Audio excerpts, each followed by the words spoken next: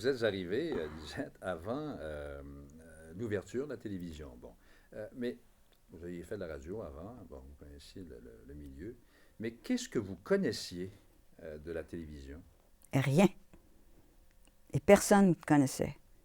Je ne crois pas. Il y en avait quelques-uns qui venaient de l'Office national du film, mais la caméra de télévision, personne ne connaissait.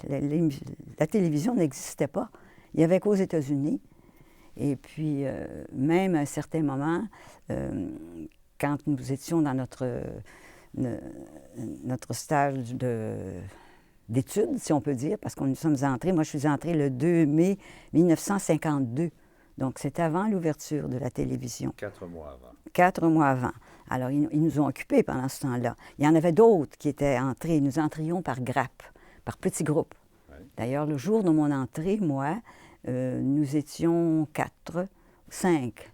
Mais il y avait Jean-Paul Ladouceur qui venait de l'Office national du film, qui était dessinateur, et puis qui a créé Pépinot et Capucine par la suite. Il y avait Pierre Mercure, qui nous a fait, oui, et compositeur, et qui nous a fait les belles heures du concert. Il y avait Robert Prévost, qui était le grand décorateur de téléthéâtre. Oui. Et puis, bien, il y avait moi. De théâtre. De théâtre. Ah oui. Oui, de théâtre et de... Bien, c'est lui qui... Éventuellement. Éventuellement, oui, oui, oui. Mais il commençait lui aussi, hein. Nous étions tous ces néophytes. Et Alors, puis, vous étiez de cette grappe-là, vous? oui, j'étais de cette grappe-là. Moi. Cette journée-là, nous entrions par grappe, par petits groupes. Puis là, on nous faisait faire le tour de ceux qui étaient déjà entrés. Mais il y en avait très peu. Nous n'étions pas nombreux. Et moi, je suis entrée comme script assistante. Alors, donc, j'ai à peu près tout fait. Mais vous êtes entrée comme script assistante, mais vous n'aviez jamais touché à ça de votre sainte vie? Bien, personne n'y avait touché. Nous apprenions tous. On ne savait pas ce que c'était qu'une caméra de télévision.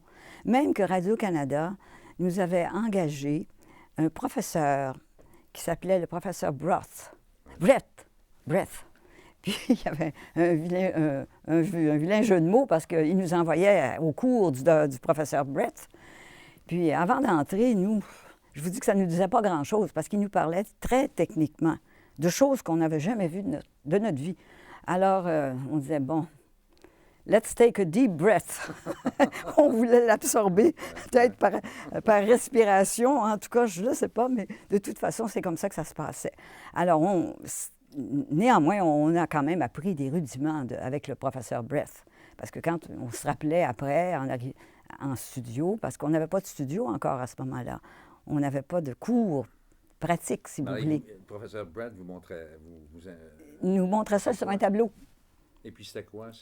Bien, c'était les rudiments de la télévision, un plateau. Un plateau, les plans d'une caméra, ce qu'une caméra pouvait faire, pouvait ne pas faire, garder son foyer, son focus. Ouais. Et parce que ces cours-là étaient en anglais, je me rappelle, oui. Alors, c'était comme ça. Mais néanmoins, ça a servi, ça. Ça a servi parce qu'arriver sur le champ de bataille, comme on dit, bien là, il a fallu se débrouiller et apprendre sur le tas. C'est vraiment ça. Hein? Ah, mais ça a été... Quelle période extraordinaire.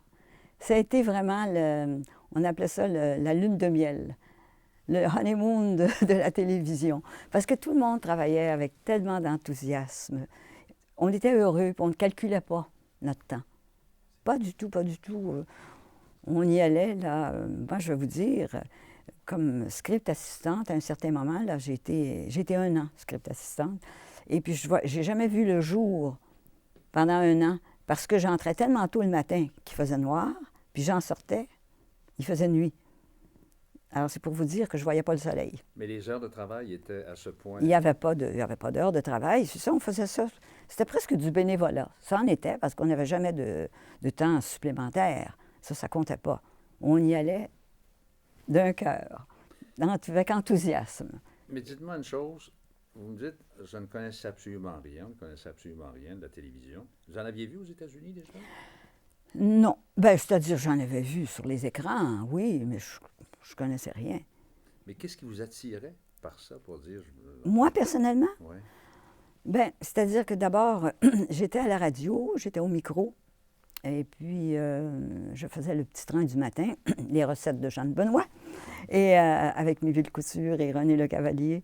Et là, j'en ai pris du métier, je vous assure, je me suis fait taquiner.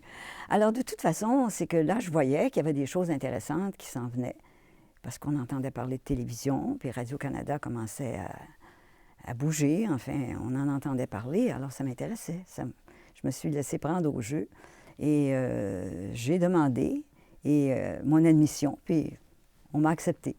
Alors, c'est comme ça que vous êtes retrouvé là. Est-ce qu'il y a quelque chose qui vous fascinait en vous disant, je sais pas, moi, il y a une petite boîte à quelque part, bon, le cinéma existait, bien sûr, mais oui, c'était plutôt comme médium, là. l'image m'a toujours intéressée beaucoup, oui, oui. Ça, l'image, et oui, ça m'intéressait, mais c'était nouveau. Oui. Puis quand on est jeune, puis plein d'enthousiasme, bien, tout nous tente, hein.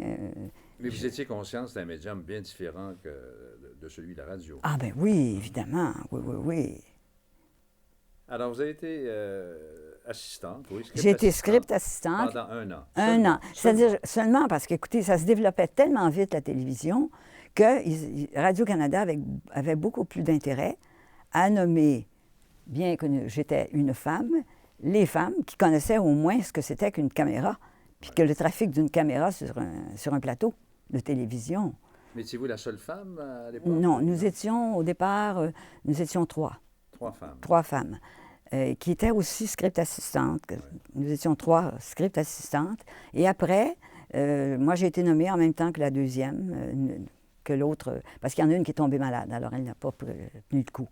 Mais il y avait Yvette Parr et moi, et nous avons été nommés la même année, en 1953. Bon, alors, première émission, racontez-moi ça. Ah, mon Dieu, la première émission, ça a été à bord du car de reportage, le défilé du Père Noël, de la parade du Père Noël. Oh, mon Dieu. Hein? Oui.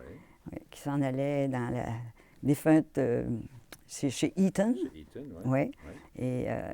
Et il y avait Henri Bergeron qui était costumé en chaboté, Ben voyons. qui amusait les enfants. Et puis, c'était drôle. Ça a été amusant, ça a été amusant. Qui faisait la description? Oui, il faisait la description, mais en chaboté. Il était en chaboté, puis il était au milieu des enfants, et puis ça faisait sympathique. Il fallait faire quelque chose de différent. Et le défilé passait Bien, devant lui. non, il suivait la télé. C'est-à-dire que oui, le défilé, on prenait les caméras, nous étions stationnés à certains endroits, Ouais. différentes caméras, et puis lui suivait les endroits où les caméras se trouvaient, Mais ça, c'est la première émission que vous avez réalisée, là. que j'ai réalisé. Mais moi, je parle comme assistante, là. Parlez-moi la première fois là, que vous êtes allée en ondes, et là, c'était dans la vraie vie, dans la réalité, dans la vraie télévision. La vraie télévision, j'ai Ouais. été assistante, moi, à peu près de tous les réalisateurs. Donc, j'ai tout fait. Télé-théâtre, concerts, nommez-en. Parce qu'ils nous assignaient à différents réalisateurs, parce que c'était un roulement. Nous n'étions que 2 et 3. Alors, il fallait quand même être script assistante pour tous ces réalisateurs, qui étaient plus que 3, eux. Alors, c'est comme ça que ça s'est passé. Donc, mais quel métier, hein? Quel métier j'ai pris. Et nous avons pris. Mais ça faisait quoi, une assistante à l'époque? La même chose qu'aujourd'hui? Oui, Ou oui, un peu oui. plus? Ben, un peu Ou plus. différent? Je sais pas, je dirais pas. Non, l'assistante assistait vraiment. Elle avait ses responsabilités. Et puis, mais il faut dire qu'au départ aussi, non, je pense qu'on avait beaucoup plus de liberté parce que, comme je vous dis, on apprenait ça sur le tas. Moi, j'ai pas fait de la caméra, mais j'allais voir ce que ça donnait qu'une caméra. Derrière la caméra, j'allais voir, j'étais curieuse. Ils nous laissaient faire. C'était merveilleux, ça. Ça, c'est un métier qu'on a appris. Mais avoir plus de liberté, est-ce que ça veut dire que vous preniez plus de risques ou... De risque, vous voulez dire non. Pas de risque, non. Mais comme je vous dis, la script assistante, disons, avait beaucoup de travail à faire parce que les plans, c'est elle qui... Quand nous répétions, on prenait les plans avec une 2 pouces, caméra 1, 2 pouces. Tel plan, c'est 2 pouces. Il fallait qu'elle note ça dans son texte. Puis elle appelait les caméramans? Les caméramans. Ouais. Attention, caméra 1, 2 pouces sur un tel. C'est elle qui faisait ça et non pas le réalisateur? Elle préparait. Ah, elle préparait. Elle préparait. Et puis là, les caméras étant prêtes, quand c'était placé, bien, le réalisateur, le spectacle se déroulait, et puis là, on disait, il prenait la... Mais êtes-vous en train de me dire que c'est la script assistante qui... Qui ne choisissait pas les plans. Ah bon? C'est pas elle. Ah bon, Mais une bon. fois que c'était décidé, Ah, d'accord, d'accord. Bon, Il fallait préparer le terrain. elle- d'accord. La quincaillerie, oui. la quincaillerie, c'est elle qui faisait ça. Ça, c'était un... Puis après ça, bien, ça a changé. Ça doit être encore comme ça maintenant en direct. Quand c'est un plan moyen, un plan éloigné, enfin, ça doit être à peu près la même chose, j'imagine. Mais je me dis, comme à l'époque, tout le monde apprenait. Vous appreniez, réalisateur trouvait... Le réalisateur apprenait aussi. Bon, tout le monde apprenait. Le caméraman apprenait, Oui, oui, preneur de son oui, apprenait. oui. J'imagine que vous en saviez presque autant qu'un réalisateur avec qui vous travaillez. Oui. Hmm? Oui. C'est ça qui a été extraordinaire. C'est pour ça que pour moi, le passage de la script assistante à la réalisation, ça n'a pas été un gros problème. Et ça a été plus facile, moi, je dois dire, avec mes camarades. On disait, moi, j'ai pas eu d'ennui avec mettons, les caméramans, si vous voulez, les équipes techniques, parce que j'étais à la même école qu'eux. Nous étions sur les mêmes bancs d'école. Alors, si je lui demandais une chose, il savait que s'il me disait « je peux pas le faire », je disais « oui, tu peux le faire ». Je sais que ça se fait, Ouais. parce que je l'avais vu. C'est pas parce que j'étais plus fine, mais c'est que j'avais pris l'expérience. Puis cette rotation que nous faisions aussi avec tous les réalisateurs, c'était énorme comme expérience. Oui, évidemment, c'est pas tout le monde qui travaille de la même manière. Ben non, c'est ça. Alors, j'essayais de prendre ce qu'il y avait de mieux dans chacun. C'est ça qui... Mais vous êtes consciente que vous inventiez à l'époque. Ben oui. Qu'est-ce que vous avez inventé, vous, là-dedans? Inventer, vous voulez dire... Enfin, vous inventiez la télévision, ce que c'était. Ah, mon Dieu, qu'est-ce que j'ai fait, moi? À un certain moment, comme vous dites, tout était à faire. Alors, j'ai même préparé des feuilles de répétition avec... je faisais des schémas avec l'heure, les heures de répétition, les costumes, les ci, les ça, enfin, des détails.